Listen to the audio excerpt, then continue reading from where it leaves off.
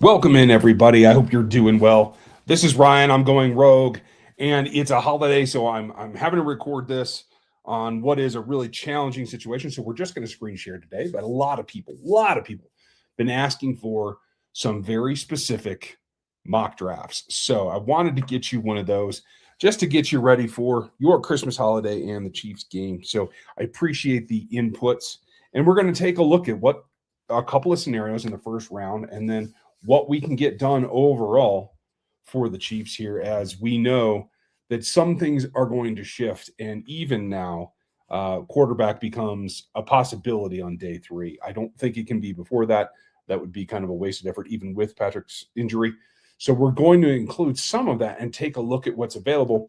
And honestly, I have not gone through this at all yet. I want to make sure that we're doing this together in what is a good fashion to see what's available rather than kind of knowing what it's going to spit out at me. I'm going to adjust to what I think are more real world settings here in terms of the care for the positional value as well as drafting for needs. I do think that across the league, those two things do vary, and I'm seeing some changes as we go through. Chiefs are currently listed in 12th place as we look at this. This is just before Christmas. Very early for us to do a mock. And I think we'll go through, we'll set it for all of them, but we're going to trade around and get rid of some of those back ends. In fact, we'll probably just go 5. So why don't we do that? So as we enter, first thing we got to look at is, what do we think is going to happen? Well, I think there's going to be a lot of pass rushers gone, a lot of DTs and edges, some prime time players that the Chiefs want. So I do think a trade up is not out of the possibility. Now, we have 12, and I think they would be willing to give up 76. I do think the third round pick is up for grabs here if they feel that they have a talent they can go get. But the most likely scenario is now with Tennessee. After they've won that, I think that does make a viable pick at 5 a possibility. They're saying no chance here in this scenario with 12 and 76. I also think that there's a possibility that Chris Jones could be on the block eventually. And I know that sounds crazy and hurtful to some, not my intention, but it would be something that would basically allow you to give them a pick and probably get something in return. Would it be number 5? No. And this is really not the greatest deal for the Chiefs. If they were to try to pull that off, I would not actually back it. So we're going to take Chris Jones back out of there. But I do think, just for the record, that there's going to be some discussion about it in the Chiefs front office. So moving up to 5 looks like it's going to be, preemptively expensive.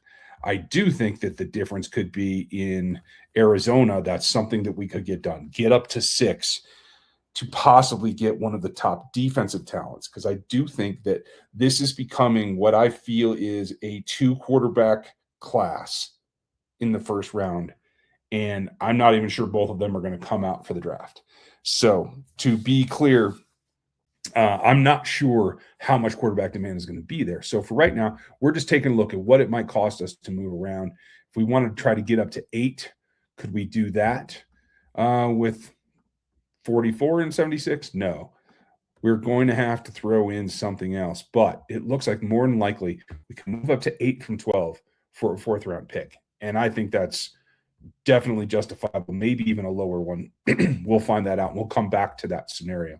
Right now, not going to go there. We're going to see how it falls the first time to the Chiefs getting to 12. And this is the big thing, is we see Reese going. Fernando Mendoza, definitely a first-round quarterback in terms of this class.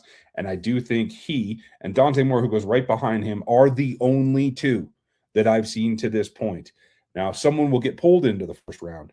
I do agree. But I think these 2 guys right now, and initial looks and their abilities, I think they are the only 2 legitimate first-round quarterbacks. Now, I have stats to back all of that up. I'm going to be releasing my quarterbacks here after the first of the year over on NFL33.com. So make sure you get subscribed over there if you want to get those rankings going. Now, that said, we're going to continue down this list because Ruben Bain goes now at 5. Had we tried to get with Tennessee to that pick, those of you who want Bain definitely could be there. Bailey goes just a few picks later.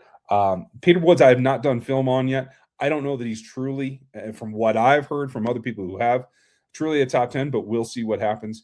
But those are three options that went before the Chiefs that they could be interested in. Now, the big thing, I was hot for getting Ruben Bain onto the Chiefs roster for quite a long time until the measurables came out a week or so ago.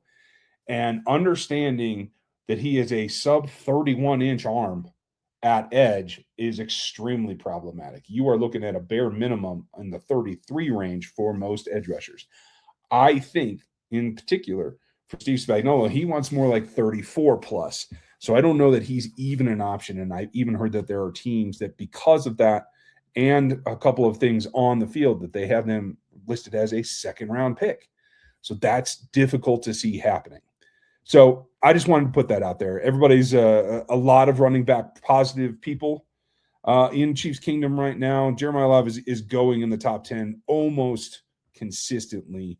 And I don't think if the Chiefs traded up into the top 10 that they would be selecting a running back. I just don't think it's that big a need compared to the edges, etc. So the two guys that come to mind on this list become Keldrc Faulk. My guy Kent Swanson over at KCSN is a big fan. I think he would definitely like this pick. Cassius Howell is a guy who has been coming on and had a very good season. I have to go back and look deeper in that and what the risk factor is in a one-hit wonder. That's where my concern lies. But if both of those guys were gone, we'd have to look at the value at corner, because I do think corner is a sneaky third priority here. I don't think wide receiver is. So for this scenario, we'll take Faulk, the guy who's higher rated on both of our boards, and we'll see what comes down in the second actual selection here, which is 44. Seems crazy, I know.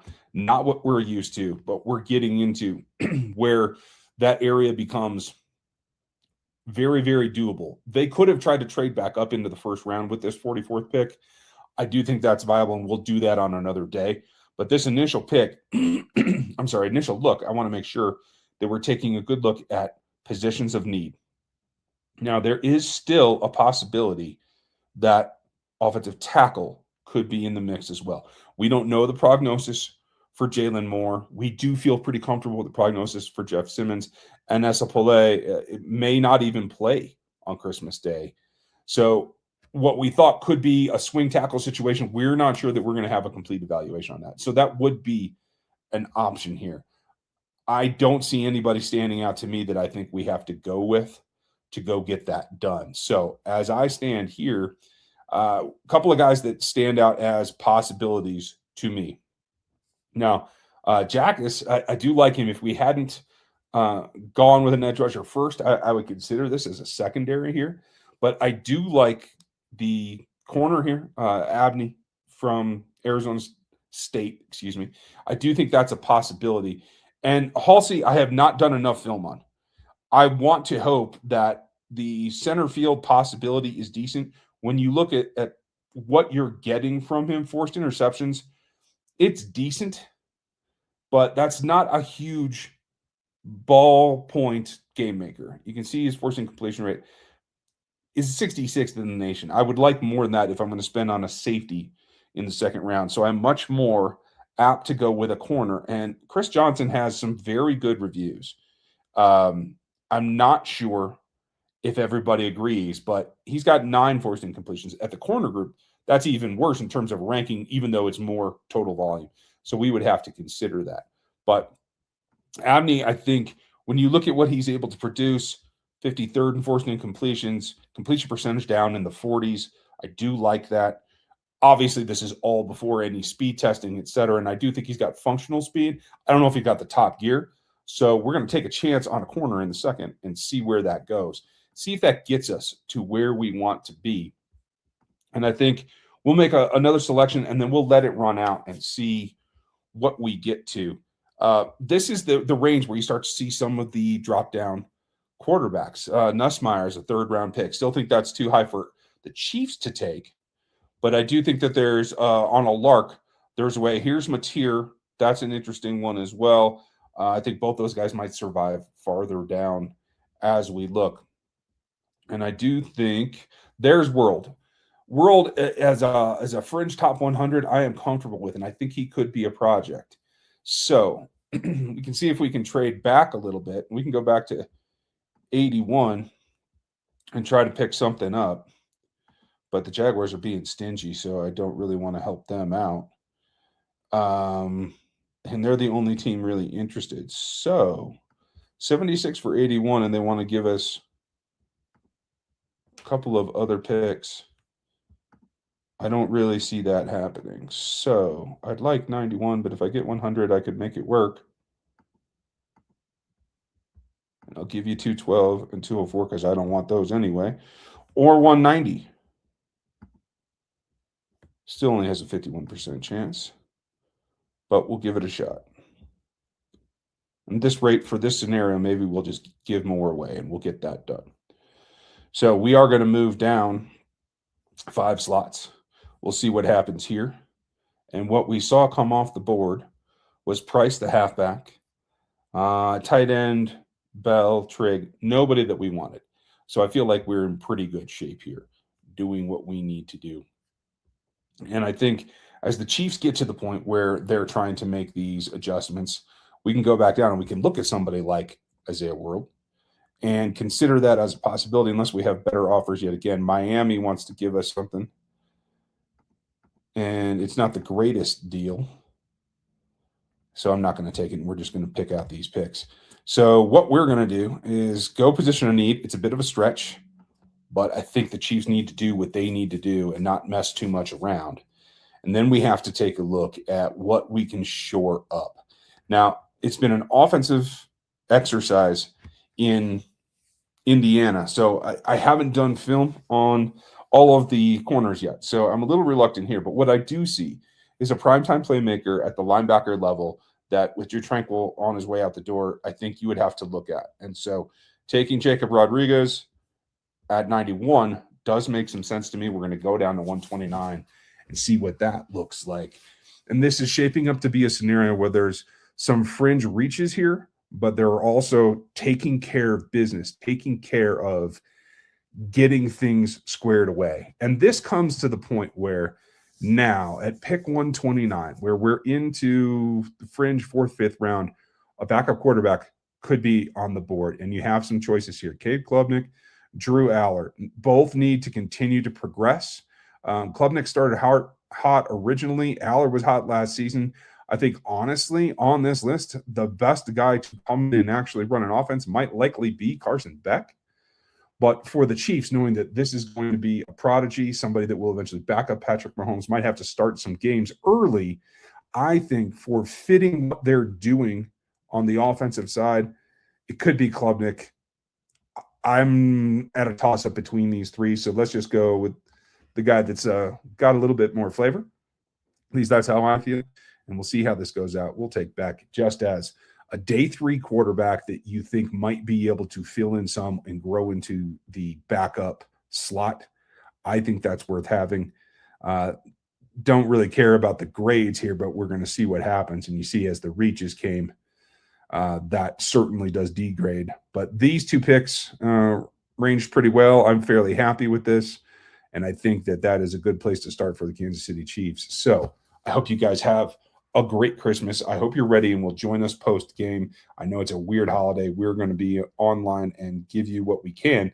So take care of yourselves. Thanks for joining me. Have a great one, and we'll talk to you next time. Thanks for watching this video from the team at RGR Football. Click these videos to see more and subscribe to RGR Football.